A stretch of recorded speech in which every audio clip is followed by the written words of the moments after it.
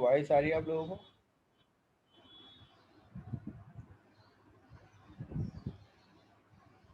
जी sir.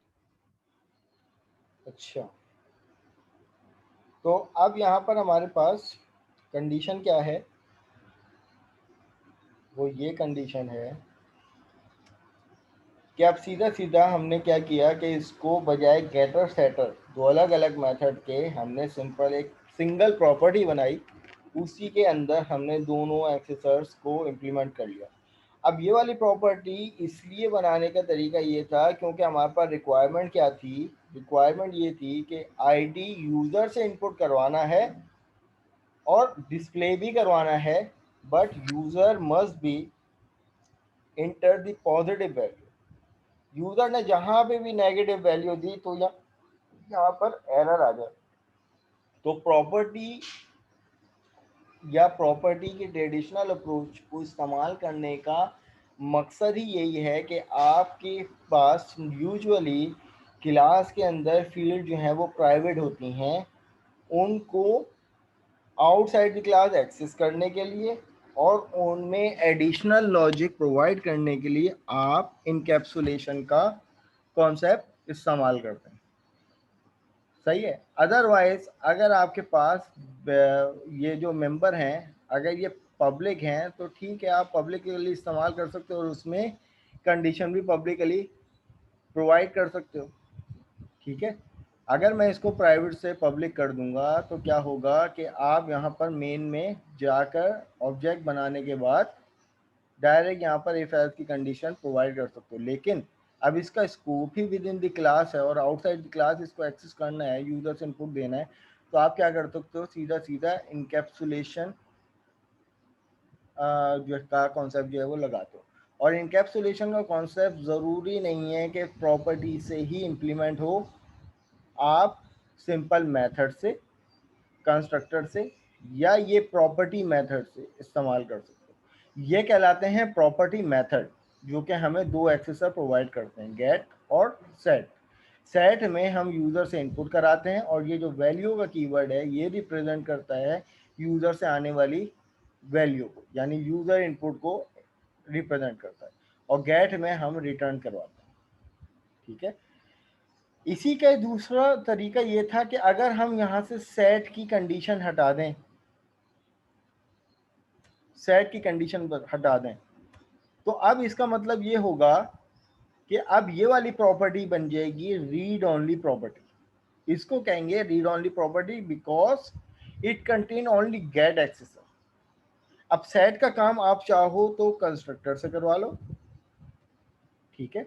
अब यहाँ पर हमने एक पैरामीटर प्रोवाइड कर दिया आईडी का, और यहाँ पर वही वाली लॉजिक आप यहाँ पर डिफाइन कर दो कि अगर आईडी की value less than equal to होगी 0 के, तो जनाब कंसोल डॉट राइट लाइन में मेरे पास मैसेज आ जाए कि भाई मस्ट बी पॉजिटिव वैल्यू, और एल्स ब्लॉक में आप प्रोवाइड कर दो कि this dot ID which is equal to ID. तो अब अगर आप लोगों के सामने ये वाला कोड लिख दिया जाए और पूछा जाए कि जनाब यहाँ पे मुझे बताइए कि किस टाइप की प्रॉपर्टी इस्तेमाल हो रही है, तो आप लोग क्या बताएंगे? Read write property. नहीं भाई नहीं, रीड राइट नहीं है। अब यहाँ पर सिर्फ रीड ओनली प्रॉपर्टी है। नोटिस कीजिए कि इसमें सिर्फ गेट एक्सेसर है। राइट का काम तो आप कंस्ट्रक्टर के थ्रू करवा रहे हो। ठीक है। भी ये रीड मैंने ओनली होगा। जी बिल्कुल रीड ओनली होगा। जिस प्रॉपर्टी में गेट आ जाए वो रीड ओनली प्रॉपर्टी है, और जिस प्रॉपर्टी में सिर्फ सेट आ जाए, अब इसी को अगर हम यहाँ पर बात करते हैं कि भाई मैंने यहाँ से कंस्ट्रक्टर हटा दिया, यानी इसी ब्लॉक ऑफ कोड को मैं यहाँ से कट कर लेता हूँ, और अब इस प्रॉपर्टी में मैंने गेट की जगह सेट इस्तेमाल कर लिया, और सेट में हमने कंडीशन प्रोवाइड कर दी कि इफ अगर आईडी की वैल्यू क्या है, is less than equal to 0, तो जनाब कंसोल डॉट राइट लाइन में आ जाए must be positive value, else यहाँ पर हो जाए this dot ID which is equal to value. तो अब ये वाली प्रॉपर्टी तो हमारे पास क्या आ गई जिसमें सिर्फ सेट है। अब यहाँ पर आने के बाद हमने एक मेथड प्रोवाइड किया, पब्लिक इंटीजर गेटर आईडी, जो कि रिटर्न करेगा क्या, दिस डॉट आईडी। तो अब मुझे बताइए कि अब ये जो यहाँ पर जो यूज होने वाली प्रॉपर्टी है वो कौन सी प्रॉपर्टी है। ये प्रॉपर्टी है हमारे पास राइट ओनली प्रॉपर्टी, जिसमें सिर्फ एक एक्सेसर इंप्लीमेंट हो रहा है और गेट का काम हम किसी और स्कोप में करवा रहे हैं, वो उससे हमारा कंसर्न नहीं है। अगर सिर्फ ये पूछा जाए कि what type of this property, तो जनाब this property is right only because it contain only set एक्सेसर। Is it clear. अब अगर मुझे बताइए कि मैं यहाँ से प्रॉपर्टी में यूजर से इनपुट ले रहा हूँ -100, तो क्या मुझे 100 मिलना चाहिए या नहीं।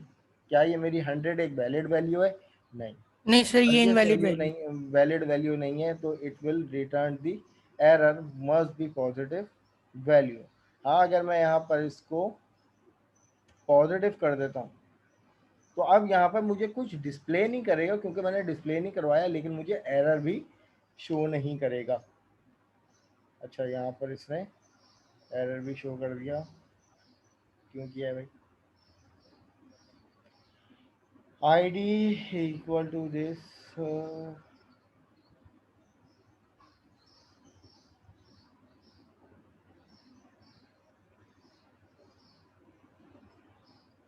is less than equal to 100, not the else id which is equal to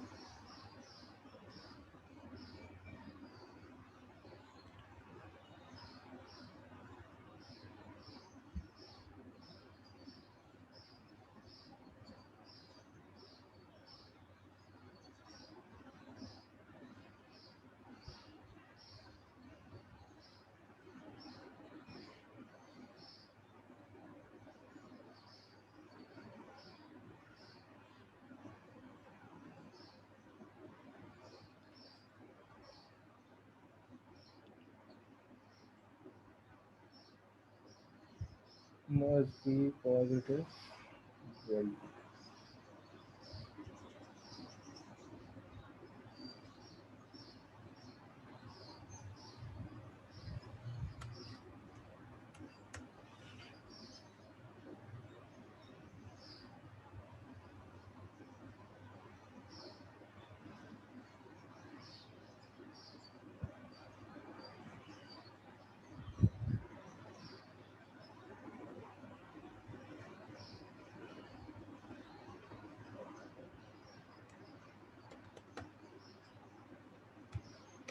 obj dot करने के बाद हमारे पास getter id,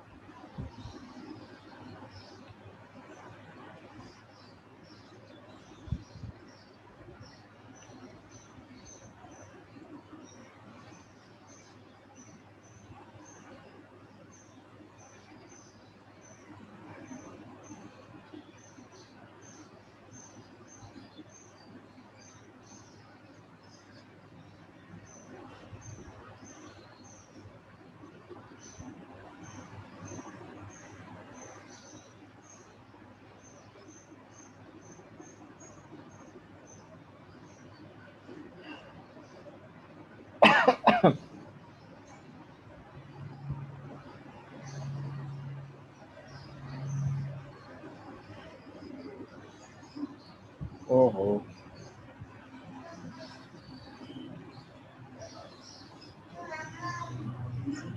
अच्छा जी स्टूडेंट्स, हमें यहाँ पर एक चीज़ और ये करनी पड़ेगी कि देखें अभी हम यहाँ पर क्या कर रहे हैं कि आईडी, भाई मैंने आप लोगों को बताया और कोई नोटिस भी नहीं कर रहा है इस बात को। मैंने बताया ये जो वैल्यू का कीवर्ड है ये क्या रिप्रेजेंट करता है, यूजर से इनपुट। तो हम यहाँ पे वैल्यू नहीं लिखेंगे कि value which is less than equal to 0, ठीक है ना। और फिर जो भी वैल्यू यूजर से इनपुट आएगी वो यहाँ पर रिप्रेजेंट होगी। अब अगर एक्सक्यूज मैं मी यहाँ सर, पर इसको चेक कर लूँ तो अब यहाँ पर मुझे कुछ भी आउटपुट नहीं आएगा। जी कोई सवाल है किसी का? सर एक दफा बता दें क्या आप पढ़ा रहे हैं, मेरी लाइट चली गई थी अभी भी आई है। क्या नाम क्या है आपका? सर सिकंदर नबीक। ठीक है सिकंदर, हम लोग यहाँ पे बात कर रहे हैं कि प्रॉपर्टीज़ की ना, कि प्रॉपर्टीज़ के बारे में बात कर रहे हैं कि इनकैप्सुलेशन को अचीव किस तरीके से करते हैं, इनके प्रॉपर्टी को इस्तेमाल ही क्यों किया जाता है, इनकैप्सुलेशन का मकसद ही क्या है, वो कौन सी ऐसी कंडीशन है जिसकी वजह से हम इनकैप्सुलेशन के कॉन्सेप्ट को अचीव करते हैं, वो कौन सी ऐसी कंडीशन है जिसकी वजह से हम प्रॉपर्टीज़ को इस्तेमाल करते हैं, राइट। तो हमने यहाँ पर ओके और देख रहे हैं कि भाई प्रॉपर्टीज़ की कितनी कितनी टाइप्स होती हैं। तो 3 टाइप की प्रॉपर्टी होती हैं, एक होती है रीड राइट प्रॉपर्टी, एक होती है रीड ओनली प्रॉपर्टी, एक होती है राइट ओनली प्रॉपर्टी। वो प्रॉपर्टी ओके जिससे आप यूजर से इनपुट ले रहे हैं और रिटर्न नहीं करवा रहे, that property is called the right only property. वो प्रॉपर्टी ओके जिसमें आप यूजर से इनपुट नहीं ले रहे, यानी आपने यूजर से तो इनपुट कंस्ट्रक्टर या मेथड के थ्रू लिया या किसी और तरीके से लिया, लेकिन आप उसमें उस इनपुट को रिटर्न करवा रहे हैं। तो यहाँ पर जस्ट सिर्फ अगर गेट एक्सेसर इम्प्लीमेंट होगा तो that property will be read only property. लेकिन अगर वो डन सर। प्रॉपर्टी जिसमें गेट और सेट दोनों एक्सेसर आ जाएं, वो प्रॉपर्टी होगी रीड राइट प्रॉपर्टी। तो अब यहाँ पर मुझे बताइए कि हमने कौन सी प्रॉपर्टी इस्तेमाल की है। ये जो प्रॉपर्टी आपके सामने नज़र आ रही है ये कौन सी प्रॉपर्टी है, क्या क्या ये रीड ओनली प्रॉपर्टी है, राइट ओनली प्रॉपर्टी है, या रीड राइट प्रॉपर्टी है? सर इसमें सेट यूज हो रहा है, मतलब वैल्यूज वाला है, तो थर्ड वाला होगा। कौन सी, read only property? Sir read write I guess. Read write दोनों? नहीं, देखो ना, प्रॉपर्टी यहाँ से लेकर यहाँ तक पहले है है ना, तो रीड और होगा इसमें आई से गेस। सेट, हाँ, तो सेट का मतलब होता है यूजर से इनपुट लेना यानी राइट, और उसमें वैल्यू का कीवर्ड जो यूज होता है ना सेट में, वो रिप्रेजेंट जी करता है यूजर से इनपुट। अब ये जो वैल्यू जो इस प्रॉपर्टी में वैल्यू का कीवर्ड है, उसका मतलब ये है कि हम यहाँ पे यूजर इनपुट ले रहे हैं प्रॉपर्टी में, और ये जो वैल्यू उठ के आ रही है ना, इस वैल्यू जी को जी। कौन रिप्रेजेंट कर रहा है, ये वैल्यू का कीवर्ड। तो हमने कंडीशन दे दी कि अगर वैल्यू जो भी यूजर से इनपुट आ रही है अगर वो लेस देन इक्वल टू होगी 0 के, तो जनाब हमारे पास ये मैसेज आ जाए, अदरवाइज वो पॉजिटिव है। असाइन हो जाए वैल्यू। ठीक है सर, तो ठीक है। हमने क्या करवाया कि ये, अब यूजर ने इनपुट किया -100, तो इसका मतलब ये एक नॉन पॉजिटिव वैल्यू हो गई ना। तो जी अब सर। नॉन पॉजिटिव वैल्यू के अकॉर्डिंग ये वाली कंडीशन चलेगी और ये वाला मैसेज प्रिंट करवा देगी। और हमने नेक्स्ट लाइन पे क्या किया है कि भाई लाइन ब्रेक हो जाए और उसके बाद जो भी वैल्यू यूजर ने इनपुट किया है, इधर गलत भी वैल्यू इनपुट की है, तो जनाब वो वैल्यू भी डिस्प्ले करवा दे कि जिसकी वजह से एरर आया है। तो अब यहाँ पे अगर देखा जाए तो देखें हमारे पास एरर पहले आया, क्यों, क्योंकि इसको नेगेटिव वैल्यू मिली। लेकिन अगर मैं यहाँ पर इसको पॉजिटिव वैल्यू कर देता हूँ, यानी 10 कर देता हूँ, +10, तो अब मेरे पास एरर नहीं आएगा, लेकिन मेरे पास एक्चुअल वैल्यू उठ के आएगी कि जनाब आपकी आईडी क्या है ये। बेहतरीन सर, समझ आ गया। ठीक है सर। अच्छा, ओके अब सर। इसी तरीके से प्रॉपर्टी के थ्रू हमें नेम पे काम करना है, ओके सर। सही। तो आप क्या करो, इसको कंप्लीट प्रॉपर्टी प्रोवाइड कर दो, इधर गेट भी इम्प्लीमेंट कर दो, और उसके बाद गेट क्या करता है, रिटर्न करवाता है किसको, दिस डॉट आईडी, ठीक है। तो आपको ये वाला काम करने की ज़रूरत नहीं है। आप यहाँ पे क्या करेंगे, उसी प्रॉपर्टी को इस्तेमाल करेंगे, OBJ डॉट करने के बाद ID। तो ये हो गई राइट, ये हो गई रीड। अब इसी तरीके से नेक्स्ट आ जाओ भाई, इस प्रॉपर्टी को बनाने के बाद हमने एक और प्रॉपर्टी बनाई, पब्लिक स्ट्रिंग नेम के नाम से, और इसमें भी वही सेट प्रोवाइड कर दिया और जनाब गेट प्रोवाइड कर दिया। ठीक है, अब सेट में हमने वही कंडीशन दे दी कि भाई इफ, अगर वैल्यू यूजर से इनपुट आने वाली वैल्यू अगर which is equal to null हुई या फिर value which is equal to empty हुई, तो जनाब हमारे पास एरर आ जाए कि नेम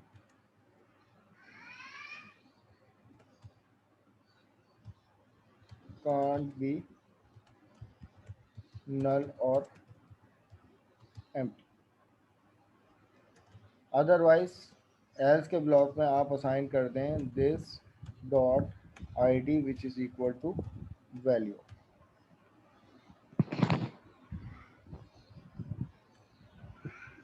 ये क्या हुआ है, दिस डॉट ID, नेम नहीं होगा, सॉरी दिस डॉट नेम,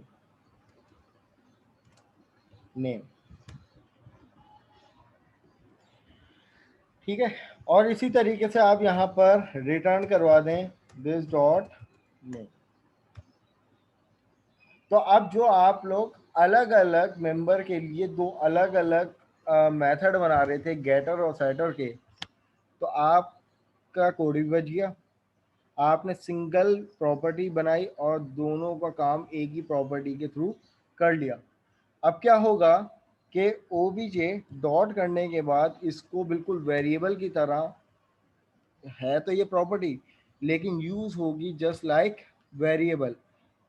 तो हमने यहाँ पर एक एम्प्टी वैल्यू दे दी, हम चाह रहे हैं कि भाई वो वैल्यू हमें मिले भी, तो हमने कह दिया कि भाई OBJ डॉट करने के बाद हमें नेम मिल जाए।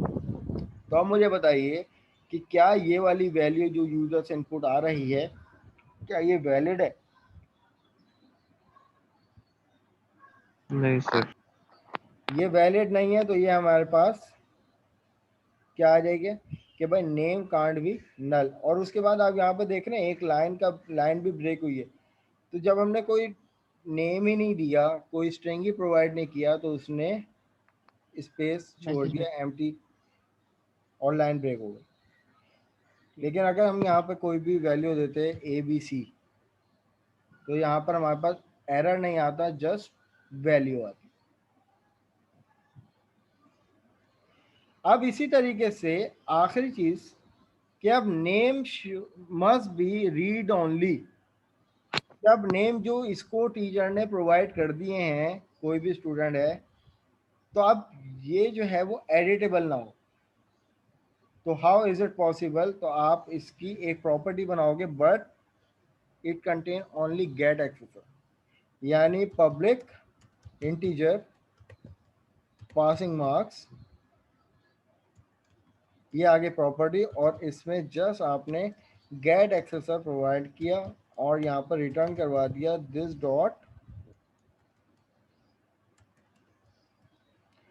डॉट, ये आ गया पासिंग मार्क्स, नहीं दिस डॉट मार्क्स। तो अब क्या होगा, अब जो भी XYZ ID होगी, OBJ डॉट करने के बाद पासिंग मार्क्स। क्या ये पासिंग मार्क्स यहाँ पे एडिटेबल है? मैं यहाँ पर अगर बात करूँ OBJ dot passing marks which is equal to 100, नहीं इट सर, इज ये नॉट। एडिटेबल नहीं। ठीक है, तो that's why we use encapsulation and that's why we use properties। यहाँ तक मुझे बताइए, कोई सवाल हो किसी चीज़ में तो पूछ लो। अब हम यहाँ पर एक और टाइप की प्रॉपर्टी इंप्लीमेंट करने जा रहे हैं, जिसको हम लोग ऑटो इम्प्लीमेंटेड प्रॉपर्टी कहते हैं। पहले तो यहाँ तक मुझे एक्नॉलेज करेंगे, यहाँ तक के बातें क्लियर हैं आप लोगों को? जी सर। जी सर। चलें, ग्रेट। अब जनाब हमारे पास एक प्रॉपर्टी होती है जिसको हम लोग कहते हैं auto implemented property, prop tap tap, ये वाली प्रॉपर्टी। ये नजरों में आई है आप लोगों के कहीं? जी सर। ठीक है, इस प्रॉपर्टी में और इस प्रॉपर्टी में फर्क कहाँ करेंगे आप लोग? क्या फर्क करेंगे? है तो दोनों पब्लिक, है तो दोनों कोई भी टाइप हो सकती है, कोई भी नाम हो सकता है, दोनों में गेट और सेट आ रहा है। जी, एनी आइडिया अबाउट इट? क्या आप यहाँ पर फर्क क्या करेंगे दोनों में? सर कंडीशंस नहीं है सेट वाले में। एक्सीलेंट, बिल्कुल ऐसा है कि देखें, हम जो प्रॉपर्टी इस्तेमाल करते आए हैं अभी तक, वो इसलिए ऑटो इम्प्लीमेंटेड इन कंडीशंस के लिए इम्प्लीमेंट नहीं होती। ये वाली प्रॉपर्टी इसलिए इस्तेमाल की जाती है कि हमें कोई ना कोई एडिशनल लॉजिक प्रोवाइड करनी हो इन मेंबर्स पर। लेकिन अगर आपके पास ऐसे कोई मेंबर है ही नहीं, तो आपको क्या करना पड़ेगा? डायरेक्ट आप प्रॉपर्टी बना लो, इसको आईडी कर दो, ठीक है, ID1 वॉट एवर। इसी तरीके से प्रॉपर्टी टैप टैप, और यहाँ पर आप इसको कह दो कि भाई नेम। तो अब इसका मतलब पता है क्या होगा? इसका मतलब ये होगा कि ऑटो इम्प्लीमेंटेड प्रॉपर्टी कहती है कि इसमें there is no additional logic in this property, ठीक है ना। ऑटो इम्प्लीमेंटेड प्रॉपर्टी के अंदर कोई भी एडिशनल लॉजिक नहीं आती, ये रन टाइम पे वैल्यू उठाता भी है और उसी वैल्यू को रिटर्न भी करवा देता है। यानी आप यहाँ पे देखो, there is no additional logic in the get and there is no additional logic in set. तो अब इसका मतलब ये होगा कि अगर मैं यहाँ पर फॉर इंस्टेंस एक ऑब्जेक्ट क्रिएट करता हूँ, अभी मैं और वेरिएबल को हटा देता हूँ, कंसोल डॉट राइट लाइन लिखा मैंने, OBJ डॉट करने के बाद मैं यहाँ पर लिखता हूँ OBJ डॉट करने के बाद ID1 which is equal to, मैंने दे दिया 100। और इसी तरीके से यहाँ पर OBJ डॉट करने के बाद ID1 मैंने यहाँ पर इसको इम्प्लीमेंट कर लिया। तो अब क्या होगा कि आपने रन टाइम पर वैल्यू असाइन भी कर दी और वैल्यू डिस्प्ले भी कर दी, प्रिंट भी। ठीक है। ऑटो इम्प्लीमेंटेड प्रॉपर्टी इस्तेमाल ही तब की जाती है जब आप आम तौर पर पब्लिक वेरिएबल अगर यूज कर रहे हो, तो आप पब्लिक वेरिएबल के बजाय पब्लिक प्रॉपर्टी इस्तेमाल कर लो, सीधा सीधा। जब आपकी अगर वैल्यू है ही पब्लिकली, तो आप क्या करते हो? प्रॉपर्टी इस्तेमाल करते हो। अगर आप लोग आगे जाके इंशाल्लाह ताला जब DBMS पढ़ोगे, वहाँ पे MVC इस्तेमाल करोगे, तो वहाँ पर आप लोगों को इस तरीके से वेरिएबल नहीं बनवाए जाएंगे, वहां पर डायरेक्ट सीधी सीधी ये वाली प्रॉपर्टी इस्तेमाल की जाएगी और तमाम वैलिडेशन इन्हीं पे लगवाई जाएंगी। और जितने भी आपने उन्हें देखा होगा टेबल के अंदर कॉलम बनते हैं, तो हर कॉलम इस प्रॉपर्टी से रिप्रेजेंट हो रहा होगा। अब फॉर इंस्टेंस कि अगर हमारे पास एक स्टूडेंट का टेबल है, तो टेबल जो है वो ASP.NET के अंदर क्लास से रिप्रेजेंट होती है, टेबल जिसको हम लोग एंटिटी कहते हैं, मॉडल क्लास। और क्लास के अंदर जो भी टेबल के अंदर कॉलम होते हैं ना, तो हर कॉलम इस तरीके से प्रॉपर्टी से मेंशन होता है वहां पे।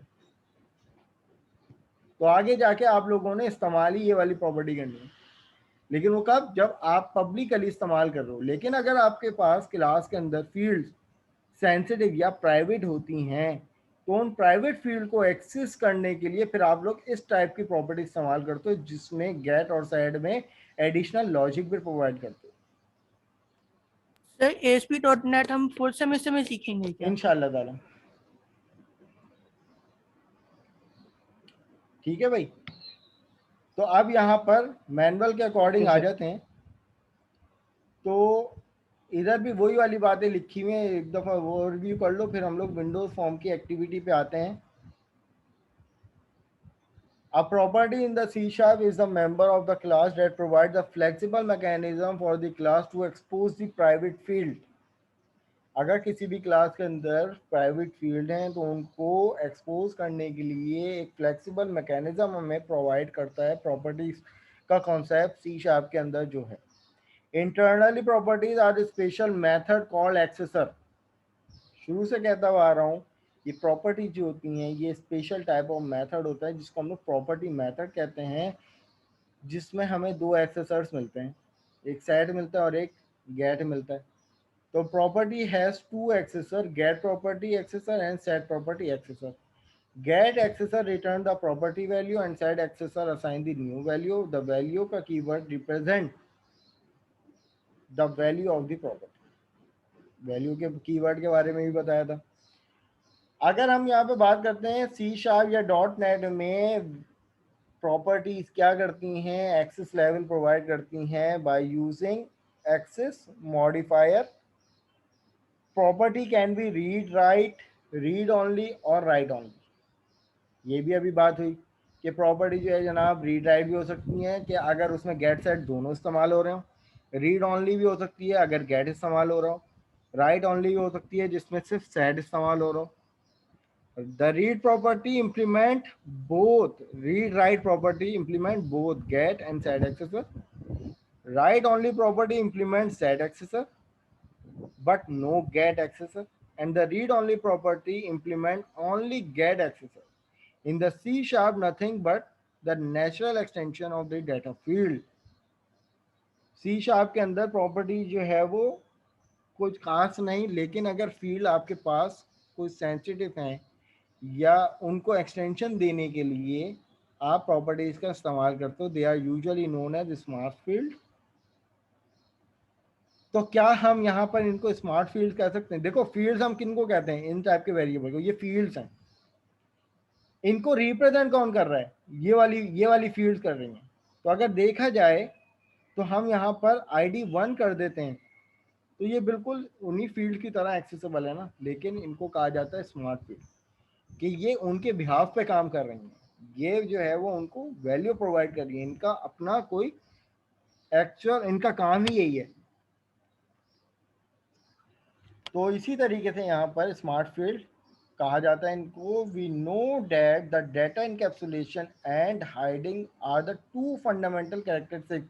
जैसे मैंने शुरू में कहा था कि जनाब इनकैप्सुलेशन जो है वो डेटा हाइडिंग होती है, नहीं, in data encapsulation and hiding are the two fundamental characteristics of any object oriented programming language। चाहे आप जावा में इस्तेमाल करो, पाइथन में इस्तेमाल करो, सी शार्प में इस्तेमाल करो, कहीं भी इस्तेमाल करो, सी प्लस प्लस में, तो ये दो अलग अलग हमें कॉन्सेप्ट मिलते हैं। हाइडिंग का कॉन्सेप्ट हमें एब्स्ट्रैक्शन में मिलता है, right.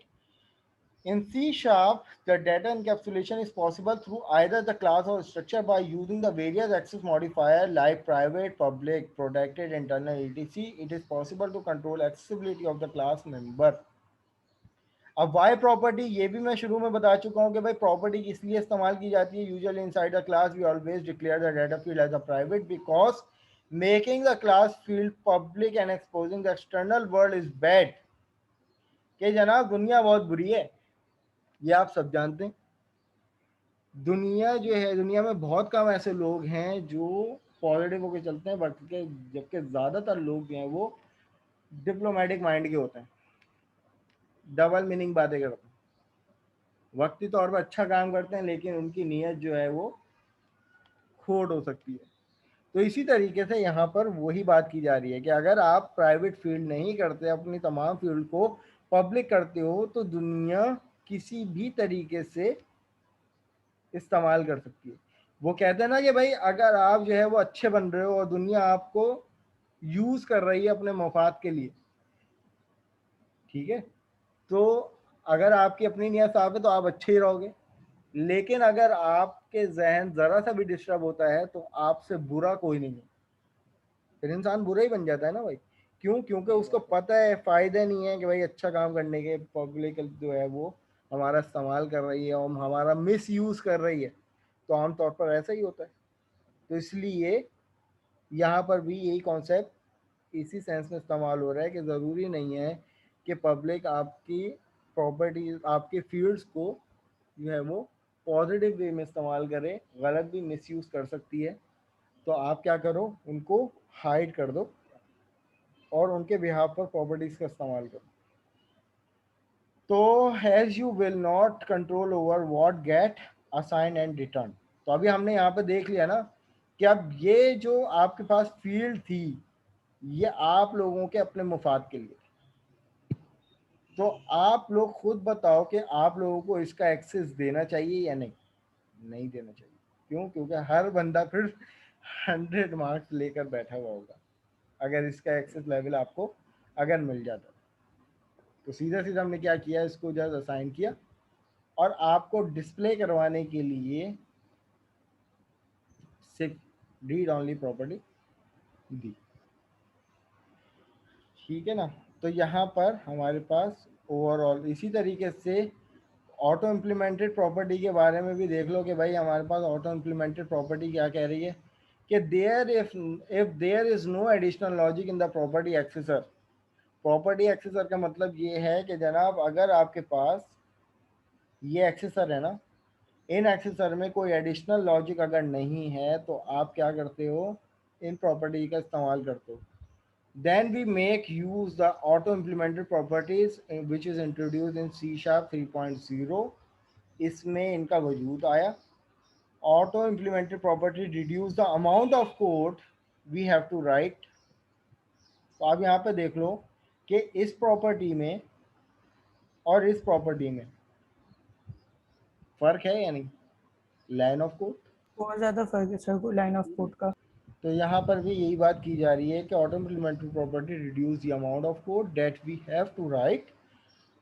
When we use auto-implemented property, the compiler creates the private anonymous field that can only be accessed through the property gets at accessor। कि जब आप यहाँ पर इसको इस्तेमाल करते हो तो एक अनोनिमसली फील्ड क्रिएट होती है कंपाइल टाइम पे और उसमें गेट और सेट का काम किया जाता है। तो ये व्हाटएवर इसकी एग्जांपल। अब यहाँ पर इसके टास्क क्या करने हैं आप लोगों को, इसके टास्क ये करने हैं कि क्लास बनानी है फेसबुक अकाउंट के नाम से। कीप इन माइंड सवाल अगर आप लोगों को पेपर में भी अगर कोई दिया जाता है और जिसमें मेंशन किया जाता है कि आपको क्लास का नाम फील्ड का नाम यही रखना है तो आप पे वाजिब है कि भाई इसी नाम से ही आप लोगों ने वो रखना है, अदरवाइज टीचर जो है वो डिटेक्ट कर सकता है और उसकी डिटेक्शन गलत नहीं होगी। ठीक है, तो मेक श्योर करना अगर आप लोगों को ये कहा जाए फ्री हैंड दिया जाए क्लास का नाम कोई भी रख लो, make a class any name you want, तो जनाब आपकी यूनिवर्सिटी एबीसी के नाम से क्लास बना लो। लेकिन अगर आपको यहाँ पे मेंशन किया गया है कि जनाब क्लास का नाम ही ये रखना है तो अब आप पे वाजिब होना चाहिए, टीचर डिटेक्शन करना चाहे तो कर सकता है, उसकी डिटेक्शन गलत नहीं होगी। क्यों? क्योंकि उसने मेंशन किया इस क्वेश्चन में। तो एक क्लास बनानी है फेसबुक अकाउंट के नाम से जिसमें डाटा मेंबर आप लोगों ने रखना है पासवर्ड और उसको रैप करना है एक प्रॉपर्टी पे। अब समझ में आ गया, रैप का मतलब बाइंड करना। तो पासवर्ड की फील्ड मुझे बताइए प्राइवेट होनी चाहिए पब्लिक होनी चाहिए? Private sir. सही है, तो आप लोगों ने ये वाला काम करना है, पासवर्ड की एक फील्ड बनानी है उसको रैप करना है which should ensure it must contain the alphabet and number when assign the value. अब यहाँ पर आ गई कि भाई आपने इसको रैप करना है प्रॉपर्टियों में और प्रॉपर्टी में एडिशनल लॉजिक प्रोवाइड करनी है। अब जनाब आपको यहाँ पर प्रॉपर्टी कहा गया हुआ है तो मैं किसी का यूजर डिफाइंड मेथड ना देखूं, मैं किसी का कंस्ट्रक्टर यहाँ पे ना देखूं। प्रॉपर्टी का मतलब गेट सेट एक्सेसर अगर नहीं हुए सवाल गलत। सही है ना? तो सर प्रॉपर्टी मेथड, प्रॉपर्टी के अंदर मेथड नहीं यूज कर सकते कि हमने एक मेथड बना लिया? प्रॉपर्टी जहाँ पे मेंशन कर दिया गया है प्रॉपर्टी के अंदर एक्सेसर होते हैं गेट और सेट। मैं वही अर्ज कर रहा हूँ कि गेट सेट ही इस्तेमाल करना है, गेटर सेटर यानी इसकी ट्रेडिशनल अप्रोच कोई यूज ना करे, यानी पब्लिक वाइड करके कोई मेथड ना बनाए। सर सुनिए तो, जी जी बोलिए। मतलब कि हम जो एक प्राइवेट मेथड बना लेंगे जो कि चेक करेगा कि जो वैल्यू पास की जा रही है उसके अंदर अल्फाबेट्स और नंबर दोनों मौजूद हैं या नहीं। अगर आपने दोनों इसी मौजूद हो तो ठीक, नहीं तो ये कोई एरर दे देगा। जी बिल्कुल और ऐसे ही उस करना मेथड को जो है हम गेट सेट में यूज कर लेंगे मेथड। प्रॉपर्टी में। हाँ प्रॉपर्टी बस यूज करनी है, वो मेथड नहीं होना चाहिए, वो इस तरह की प्रॉपर्टी होनी चाहिए। और मेन में आप इसी तरीके से यूज़र इनपुट देना होगा आपको। इस तरीके से मैं यूज़र इनपुट ना देखूं कि अगर आप पैरेंथेसिस में अगर किसी ने इस तरीके से यूज़र इनपुट दिया है तो मैं समझ लूँगा कि ये उसने प्रॉपर्टी इस्तेमाल नहीं की, प्रॉपर्टी की ट्रेडिशनल अप्रोच इस्तेमाल की है, तो सवाल आपका गलत हो जाएगा। तो सर प्रॉपर्टी में तो मेथड यूज कर सकते हैं ना? चंदा, प्रॉपर्टी की मैं बात कर रहा हूँ, ये प्रॉपर्टी है ना नेम, इसमें जी सर। गेट और सेट आपने ये वाली प्रॉपर्टी इस्तेमाल करनी है। इसी की ट्रेडिशनल अप्रोच यूज़ नहीं करनी, जैसे हम लोग गेटर सेटर इस्तेमाल करते हैं, पब्लिक वॉइड करने के बाद सेटर नेम, ये आ गया मेथड, ये काम नहीं करना आप लोगों को। ये काम नहीं करना सर। हम अपना कोड करके आपको जो है ना पिक्चर सेंड कर देंगे, फिर आप बता दीजिएगा ठीक है कि नहीं नहीं। नहीं, ऐसी कोई कहानी नहीं हो रही, मादरत, ये कोई वेरिफिकेशन अलाउ नहीं है। आप जमा करवा दो, चेकिंग के टाइम जो है वो देख लिया जाएगा। मतलब सर इसलिए जैसे बता रहा कोड हूँ ना, पहले से मैं बता रिटर्न रहा के हूँ, आप अंदर लोगों जैसे ने सर ये जैसे वाला ये काम सेट करना के है। अंदर जो कोड लिखा हुआ है, जी जी, इसके अंदर हम मेथड यूज नहीं कर सकते क्या कस्टम बना के? देखो इसके अंदर जो मर्जी यूज करो, मुझे ये चाहिए जस्ट, ओके ठीक है। सर। मुझे वैसे इसके अंदर आप कुछ भी यूज करो, मुझे उससे कोई कंसर्न नहीं, जी राइट। सर। ये मकसद है मेरा कहने का। अच्छा, दूसरा क्वेश्चन क्या है कि आपने इसी पहले क्वेश्चन में तो ये वाला काम करके दिखाना है, दूसरे क्वेश्चन में उसी क्लास को मॉडिफाई करना है और एक बूलियन डाटा मेंबर डालना है लॉग इन के नाम से, ठीक है। इसी नाम से होना चाहिए, वरना डिटेक्शन हो सकती है करना चाहूँ तो, ठीक है। तो आपने एक और बूलियन टाइप का डाटा मेंबर ऐड करना है और इम्प्लीमेंट करना है फंक्शनलिटी इन द प्रॉपर्टी। अब उसको भी रैप करना है प्रॉपर्टी में, नहीं बल्कि implement the functionality in the property for the password which should ensure that if the login is true then the value can be accessed, otherwise it will return the। देखो अब होगा ये कि आप लोगों ने लॉगिन के नाम से एक मेंबर ऐड करना है और यहाँ पर बताना है कि password which should ensure if the login is, अगर लॉगिन की कंडीशन आपको अगर ट्रू मिलती है तो क्या करेगा, ओनली देन द सर नहीं वैल्यू समझ कैन में बी आ रहा है ये। एक्सेस। देखो पहले क्वेश्चन में क्या करना है कि पासवर्ड देना है और उसको रैप करना और मेक श्योर करना है, उसको वैलिडेट करना है कि password must contain the alphabet और number when assign the value.